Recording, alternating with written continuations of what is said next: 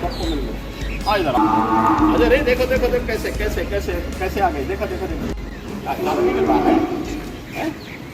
अरे नहीं मिल रहा, आ रहा हूँ मैं, सबको मिल गए। और देखो उधर जो गाय हैं उनके लिए भी उनको खिलाने की व्यवस्था करो। आ जाओ इधर, दौड़ के रे, आ इधर आ इधर अजय रे, देखो देखो देखो कैसे कैसे कैसे कैसे आ गए, देखो देखो देखो आ इधर आ, दौड़ गया, दौड़ कर रहे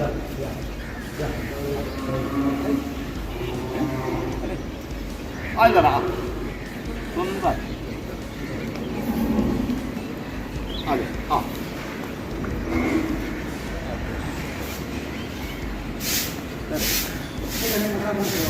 अरे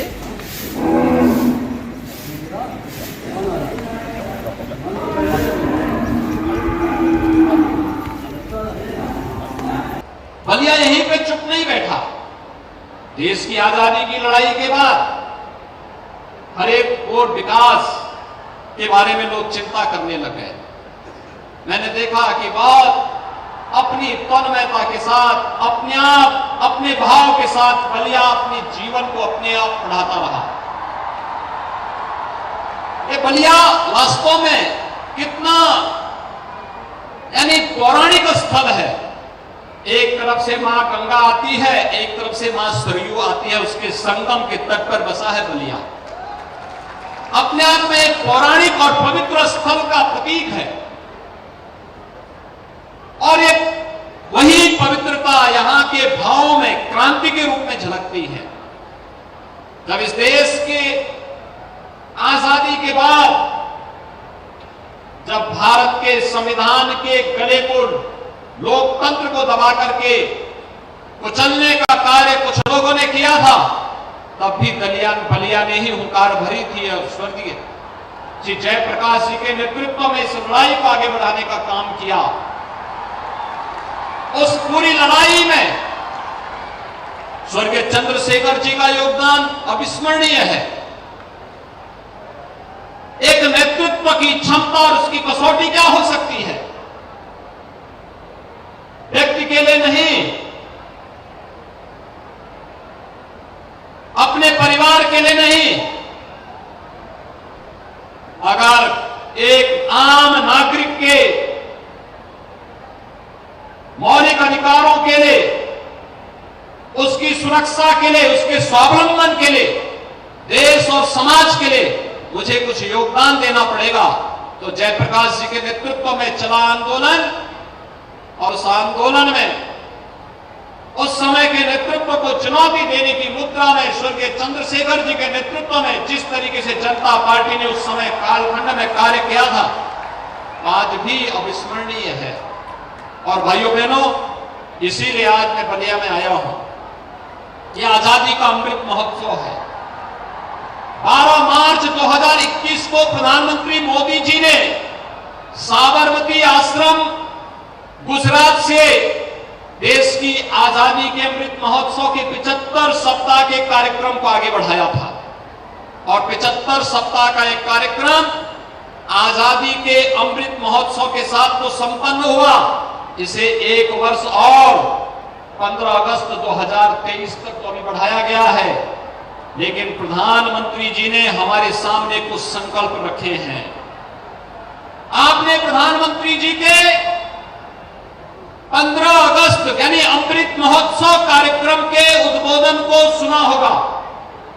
कितना महत्वपूर्ण था। उन्होंने 5 संकल्प देश के नागरिकों को दिलाए थे और सबको कहा था, अगर भारत को दुनिया की महाशक्ति के रूप में स्थापित करना है, जब देश अपनी आजादी का शताब्दी महोत्सव मना रहा होगा, तब हमें को संकल्प लेकर के चलने होंगे। हर व्यक्ति अपने कर्तव्यों का पालन करते हुए अगर आगे बढ़ जाएगा, कोई कारण नहीं भारत दुनिया की एक महाशक्ति के रूप में स्थापित न हो जाए। और इसके लिए विकास के बारे में हमें सोचना होगा और कहीं भी गुलामी की कोई निशानी न रहे, इस संकल्प को अपने जीवन में अंगीकार करना होगा। अगर हम सब अपने अपने कर्तव्य पथ पर आगे बढ़कर के कार्य करना प्रारंभ कर देंगे, तो भाइयों बहनों, कोई कारण नहीं कि हम भारत को दुनिया की सबसे बड़ी महाशक्ति के रूप में स्थापित न कर दे। इस सदी की सबसे बड़ी महामारी कोरोना में तो यह साबित हुआ ही है कि कोरोना के महामारी के नियंत्रण में, इसके प्रबंधन में भारत का जो रिजल्ट था, दुनिया के अंदर बड़ी बड़ी ताकतें पस्त हो गई, लेकिन भारत मजबूती के साथ डटा रहा, लड़ता रहा और कोरोना को भी पस्त कर दिया।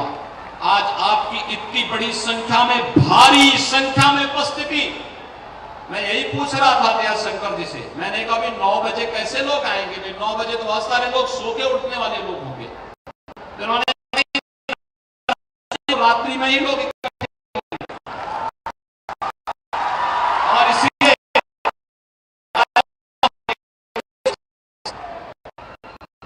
आजादी का अमृत महोत्सव है, अच्छे आयोजन के साथ जुड़ना, कार्यक्रम बनाना है और विकास के बारे में सोचना है। आज आप देख रहे होंगे जितना 8 वर्ष में प्रधानमंत्री मोदी जी के नेतृत्व में गरीब कल्याणकारी और शासन की योजनाओं का लाभ बिना भेदभाव के समाज के प्रत्येक तबके को मिला, बिना भेदभाव के सबको शौचालय, हर गरीब को आवास, हर गरीब को राशन, हर गांव जिसमें आज तक बिजली नहीं पहुंची, आप बिजली पहुंचाने का काम करेंगे।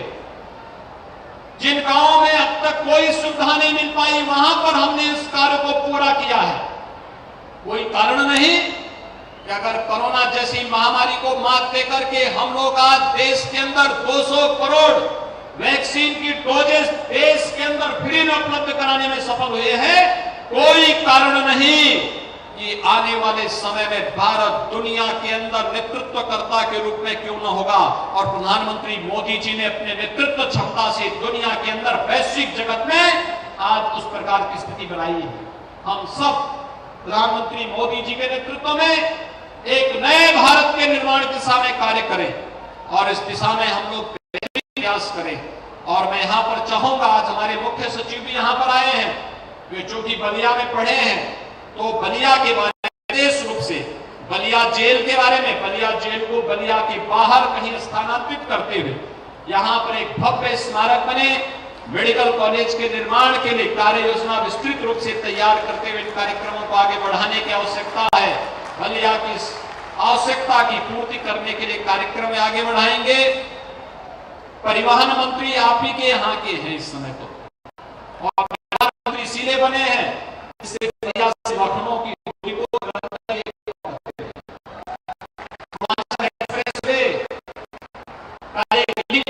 वे हम लोग यहाँ पर दे रहे हैं बलिया के लिए।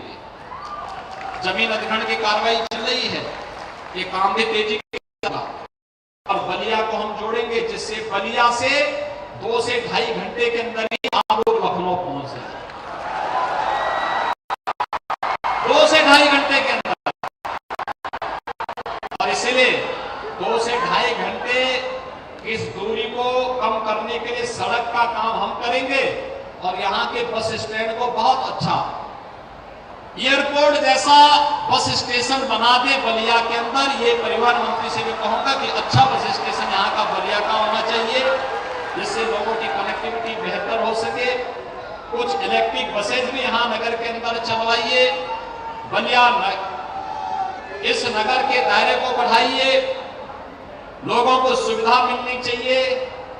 सरवा ताल के बारे में कुछ कार्य आप लोगों ने किया है, शेष कार्य भी और आगे होंगे। बलिया को जल जमाव से मुक्त भी देना है और बलिया के विकास को एक नई ऊंचाई पे पहुंच करके यहां के लोग विकास के साथ जुड़ करके जिस तरीके से भारत के विकास के लिए प्रधानमंत्री मोदी जी के नेतृत्व में काम कर रहे हैं, उस पूरी भाव के साथ हम आगे बढ़ करके इसे आगे बढ़ाने का कार्य करेंगे।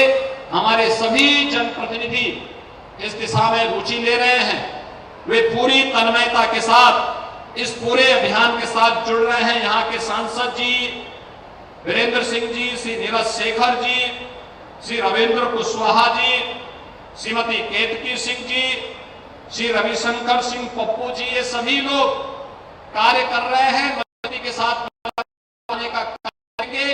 मैं एक बार फिर से इन सभी महान